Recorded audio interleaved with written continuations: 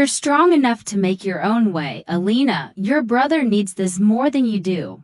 Those words echoed throughout the sterile conference room as I sat frozen in my chair, watching my parents hand my brother $15 million of our inheritance. While dismissing me with empty platitudes, the air conditioning hummed overhead. But I felt hot with disbelief and growing rage. "My name is Alina Hartwell and I'm 27 years old. For the past 3 years, I've been working as a marketing coordinator at Sunnydale Financial in Portland, Oregon, slowly building my career while living in a cramped studio apartment. I'd always believed that hard work and determination would eventually pay off, that my parents valued my independence and strength. But sitting in that lawyer's office, watching my older brother, Derek, receive what should have been our shared inheritance, I realized how naive I'd been about my place in our family. The reading had started normally enough. Attorney Benjamin Walsh had called us all together to discuss my parents' updated will, explaining how they wanted to distribute their assets while they were still alive to see the benefits. My mother, Patricia, sat primly in her navy suit, her hands folded as she explained their decision. My father, Howard, nodded along, his expression serious but satisfied. "Derek has been struggling with his restaurant business," my mother said, her voice carrying that tone of maternal concern she reserved exclusively for my brother. "The pandemic hit him hard and he needs this investment to get back on his feet. You understand, don't you, sweetheart?" I stared at her, my mouth dry. Derek's struggling restaurant was his third failed business venture in 5 years. Each time my parents had bailed him out, convinced that the next opportunity would be his breakthrough. Meanwhile, I'd paid my own way through college, worked 2 jobs to afford my tiny apartment, and never asked them for a single dollar. "What about my share?" I managed to ask, my voice barely above a whisper. My father leaned forward, his expression gentle but firm. "Alina, you've always been so independent, so capable. Look at everything you've accomplished on your own. Derek needs guidance and support. But you're strong enough to make your own fortune." The words felt like a slap. Strong, as if my strength was a punishment. As if being responsible and self-reliant meant I deserved less love, less support, less consideration. Derek shifted uncomfortably in his chair beside me, but he didn't speak up. He never did when it came to defending me against our parents' obvious favoritism. As Attorney Walsh began explaining the technical details of the transfer, I felt something cold and hard settle in my chest. This wasn't just about money. This was about a lifetime of being overlooked, of having my achievements minimized while Derek's failures were excused. Something was very wrong with this picture, and I could feel it in my bones that this wasn't the end of the story. Growing up, I'd always known I was different from Derek. Where he was charming and gregarious, I was quiet and studious. Where he took risks and dreamed big, I planned carefully and worked methodically toward my goals. Our parents had always treated these differences as complementary traits within our family dynamic. But now, I understood they'd been keeping score. All along, Derek was 31, 4 years older than me, and had been the golden child from birth. When he'd gotten mediocre grades in high school, my parents hired expensive tutors and celebrated when he barely graduated. When I earned a full academic scholarship to Portland State University, they'd smiled politely and reminded me to call home more often.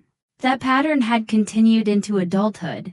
Derek's failed ventures were learning experiences, while my steady progress at Sunnydale Financial was simply expected. I thought about my grandmother, Elena Hartwell, who had passed away 6 months ago. She'd been the one person in our family who had truly seen me, who had encouraged my ambitions and celebrated my successes without reservation. While my parents fussed over Derek's list crisis, grandmother Elena would pull me aside and tell me how proud she was of my independence and work ethic. "Your strength is a gift, Alina," she used to say, her weathered hands holding mine. "Don't let anyone convince you otherwise." She'd lived with us during my teenage years after grandfather passed away, and I'd spent countless hours listening to her. Stories about building a life through determination and smart choices. She'd been a successful businesswoman in her day, though she was always modest about her achievements. I'd assumed her wisdom and encouragement were her legacy to me, but sitting in that lawyer's office, I wondered if there was more. Attorney Walsh was still droning on about financial arrangements and tax implications, when something nigged at the back of my mind. Grandmother Elena had been very particular about her affairs. Very organized, she'd met with Attorney Walsh multiple times in the months before her death, often mentioning documents and arrangements she was updating. It seemed strange that someone so meticulous would leave everything to chance, or to my parents' discretion. I glanced around the conference room, noting the way my parents avoided my eyes while Derek stared at his hands.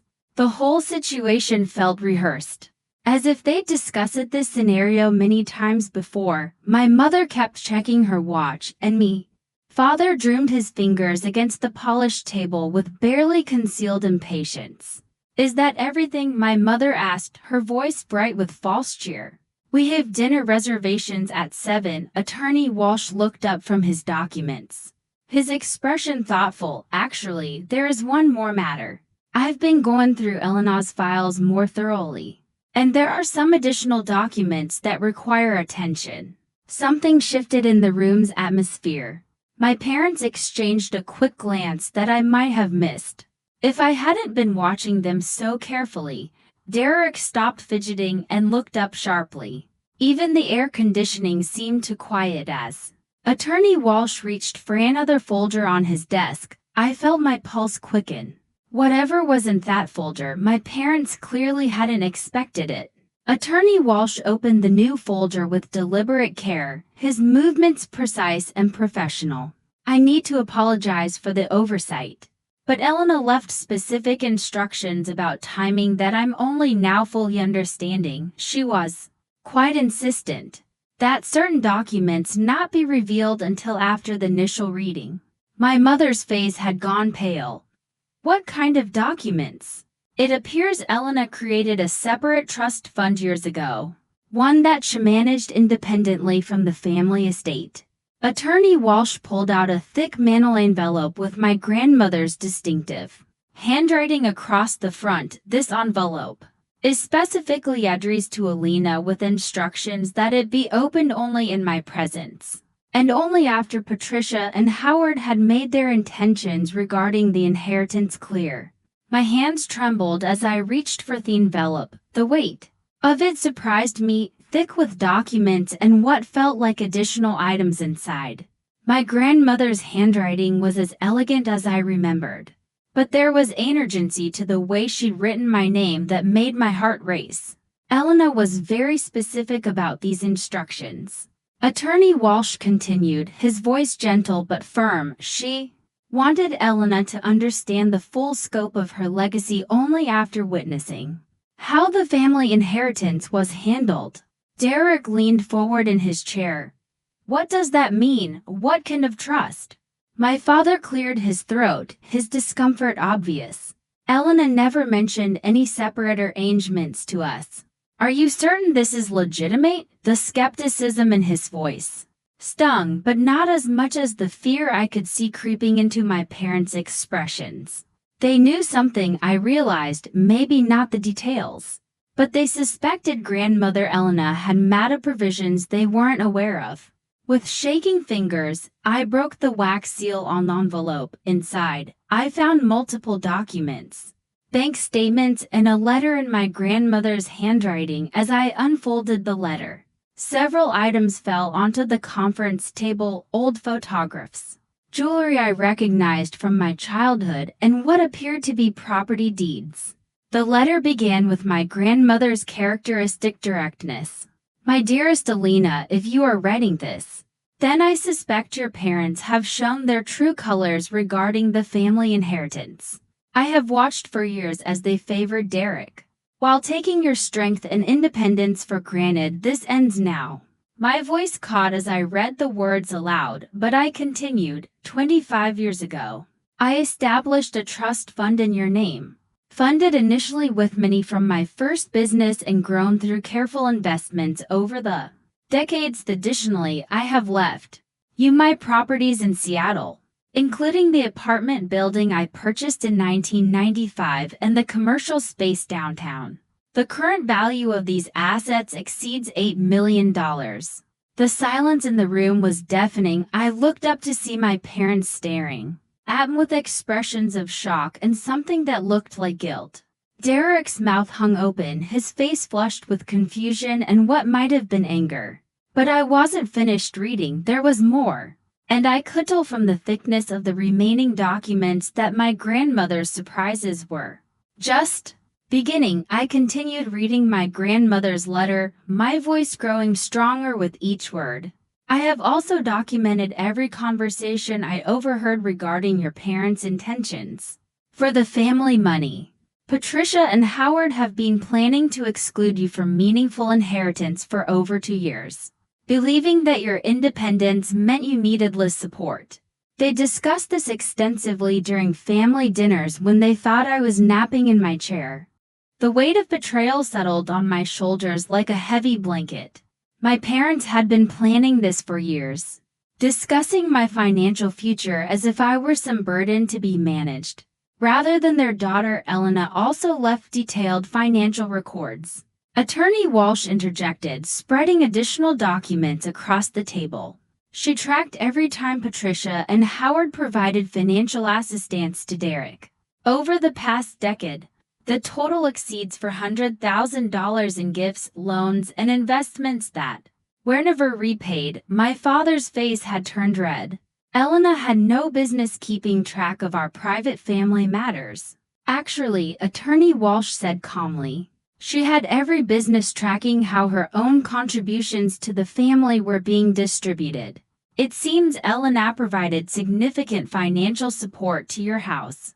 Hold over the years, money she expected would benefit both children equally. My grandmother's letter continued with devastating precision. Your parents have received nearly $2 million from me over the past 15 years. Money I gave them with the explicit understanding that it would secure both me grandchildren's futures. Instead, they have systematically funneled resources to Derek while convincing themselves that you required less because you were more capable. I looked up at my mother, who was staring at her hands. Is this true? Have you been taking money from grandmother and using it only for Derek? The silence stretched until my father finally spoke, his voice defensive. Elena was generous with our family. Yes, but we used that money for household expenses, improvements, emergencies. Derek's business failures were not family emergencies, I said, my voice sharper than I'd ever used with my parents. His bad investments were not household expenses. Derek finally found his voice. Alina, you don't understand how difficult it's been. The restaurant industry is incredibly killing, and I've been trying to build something meaningful with my inheritance money. I shot back, with resources that should have been shared equally. Attorney Walsh cleared his throat. There's more in Elena's documentation. She hired a private investigator 6 months before her death to verify her suspicions about the family financial arrangements. He handed me a thick folder marked confidential investigation. Inside were photographs, bank records, and a detailed report tracking money flows within our family. The investigator had documented every check my parents had written to Derek, every business investment they'd made on his behalf, every debt they'd forgiven. The numbers were staggering. Over the past 5 years alone, Derek had received nearly $300,000 in direct support, not counting the money they were now giving him from the inheritance. Meanwhile, they'd contributed nothing to my education, my living expenses, or my career development. The investigator also discovered something interesting about Derek's current business situation. Attorney Walsh said, his tone carefully neutral. It appears his restaurant has been profitable for the past 18 months. The financial difficulties He described where parents were exaggerated.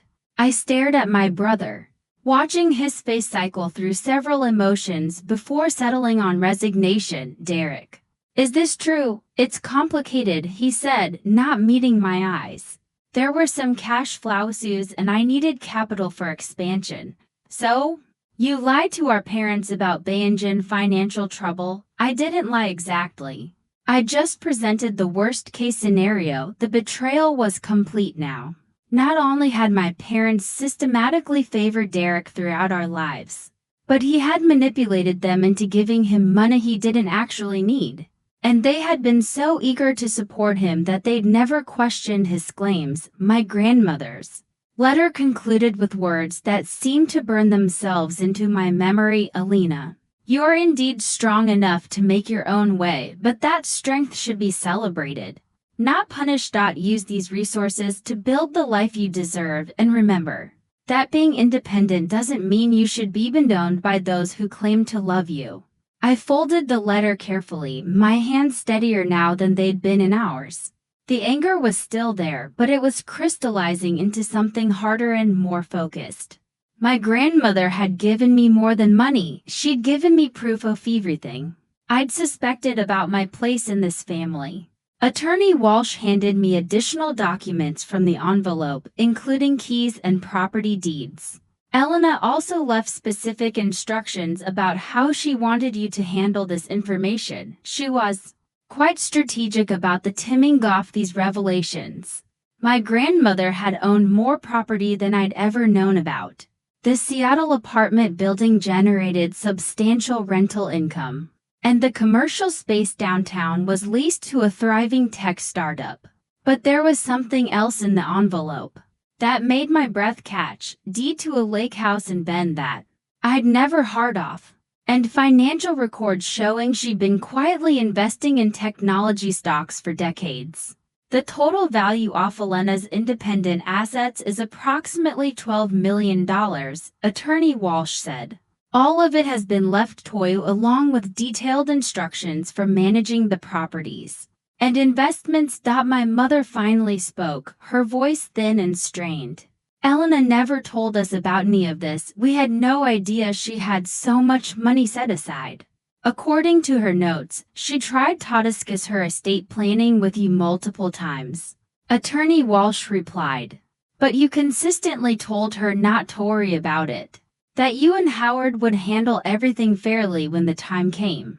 I remembered those conversations now. Fragments of discussions I'd overheard between my parents and grandmother. They'd always dismissed her concerns about inheritance planning, assuring her they understood her wishes without ever seeing what those wishes actually were. There's something else, Attorney Walsh continued, consulting his notes.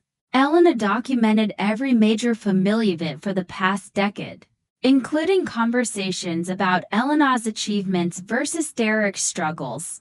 She was particularly troubled by your response to Alina's promotion last year. I'd been promoted to Senior Marketing Coordinator at Sundale Financial 8 months ago, a significant achievement that had come with a substantial salary increase and expanded responsibilities. When I'd called to share the news, my mother had spent most of the conversation worrying about Derek's latest setback instead of celebrating my success.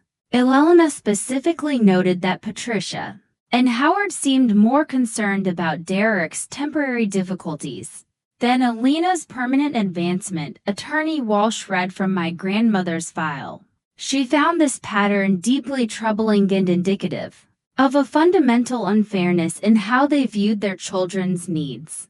Derek shifted uncomfortably in his chair. Look, I never asked them to give me more money than Alina. I just needed help when things got tough. But you knew they were giving you more, I said, my voice steady. You knew they'd always given you more. And you never once suggested that maybe I deserved equal support. You never seemed to need it. He said defensively, you were always so together, so successful on your own. That's exactly the problem, I said, standing up from my chair. Success shouldn't be punished. Being responsible shouldn't mean being ignored. The fact that I could handle things on my own doesn't mean I should have had to. My grandmother's file contained one more surprise, a letter addressed to my parents. Sealed but with instructions that it be opened only if they contested the inheritance. Arrangements, Attorney Walsh held it up, his expression serious. Elena anticipated that Patricia and Howard might challenge these bequests, he said. She left this letter as her final word on the matter, along with instructions that if any legal challenges are made to Elena's inheritance, certain additional information would be made public. The threat was clear, even without opening the letter. My grandmother had protected her legacy to me with the same thoroughness she'd brought to everything else in her life. She'd anticipated my parents' potential objections and prepared accordingly. I looked around the room at my family, seeing them clearly for perhaps the first time. They weren't evil people, but they'd allowed their prejudices and assumptions to create a fundamental unfairness that had shaped my entire life. They'd convinced themselves that loving Derek more was somehow justified because they needed love less. But I was done accepting their version of fairness.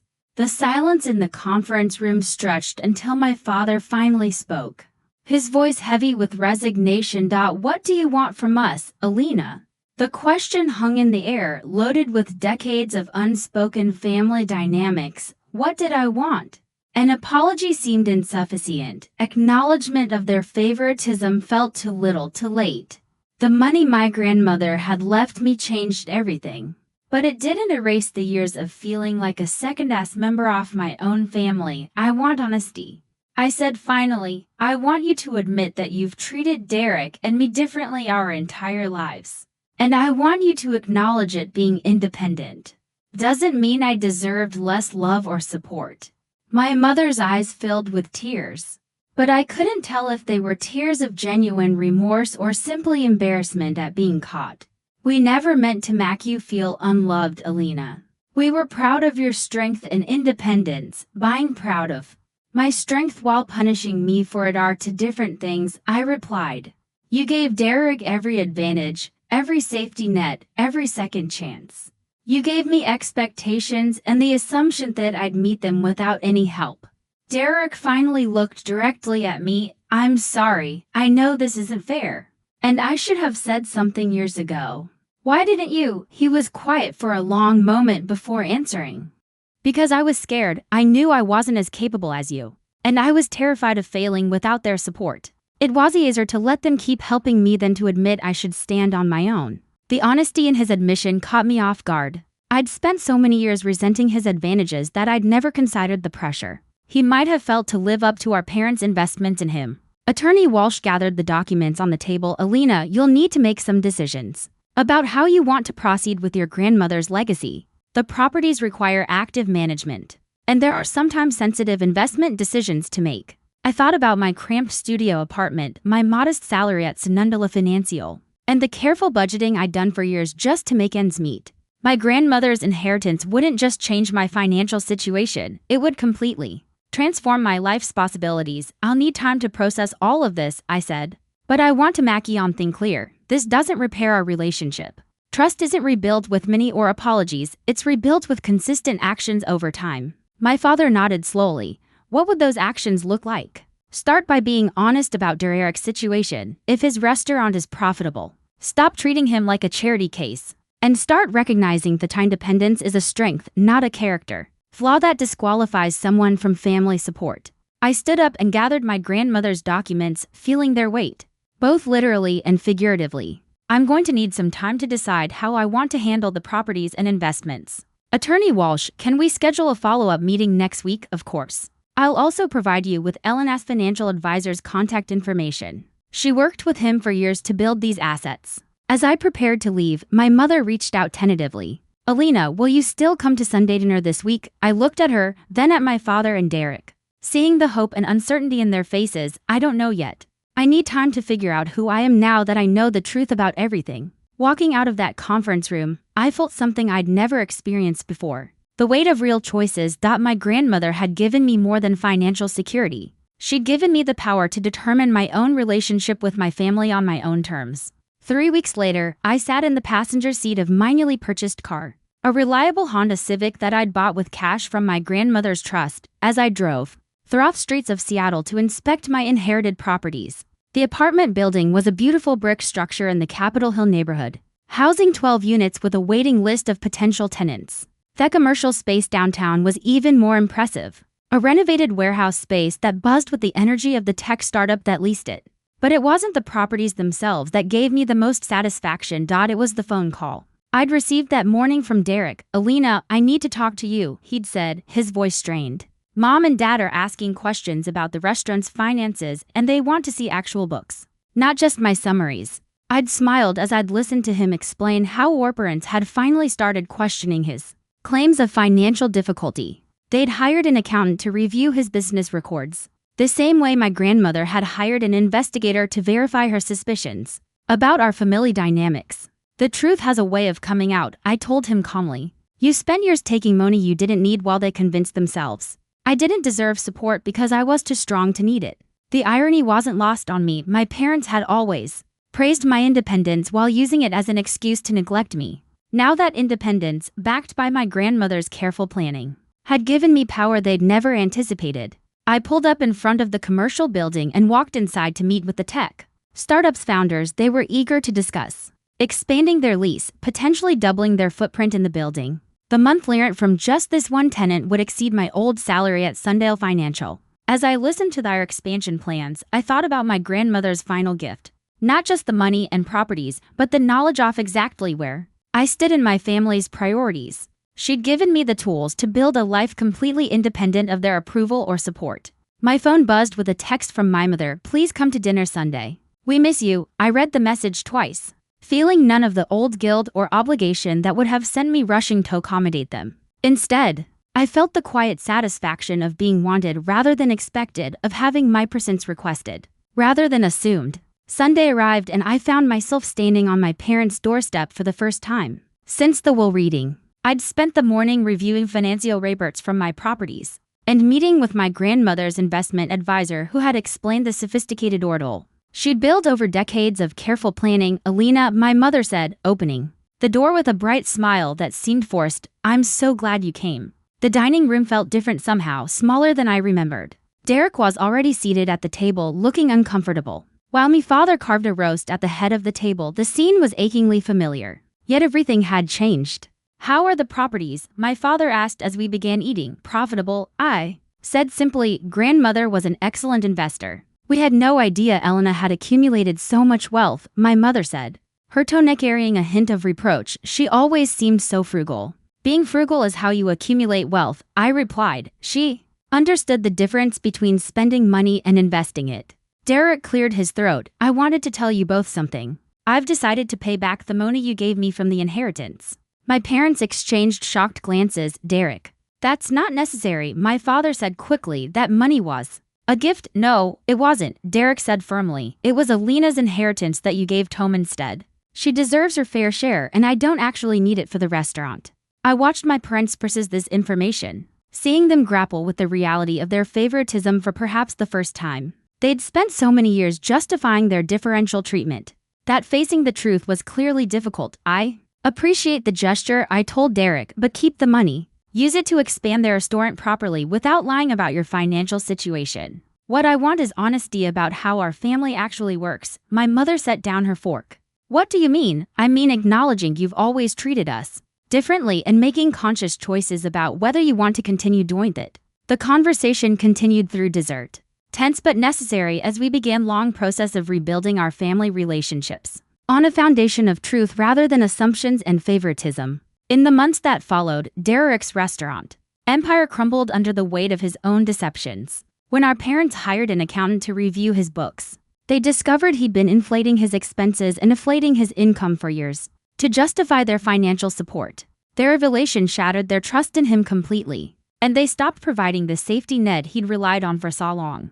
Without their constant bailouts, Derek was forced to confront his poor business decisions and lack of financial discipline. His restaurant ultimately failed, not because of market conditions, but because he'd never learned to operate responsibly. He was forced to move back in with our parents, working as a line cook at someone else's restaurant while slowly paying back his debts. Our parents, meanwhile, faced the consequences of their decades of favoritism. The family relationships they'd taken for granted were permanently altered, and they struggled to understand how their protective treatment of Derek had actually weakened him, while their challenging treatment of me had been a form of neglect. They attended family therapy sessions trying to understand the damage their unconscious biases had caused. But the trust that had been broken would take years to rebuild. As for me, I used my grandmother's legacy to build something meaningful, not just wealth, but a life defined by my own choices rather than other people's expectations. I left Sunnindale Financial to manage my properties full-time,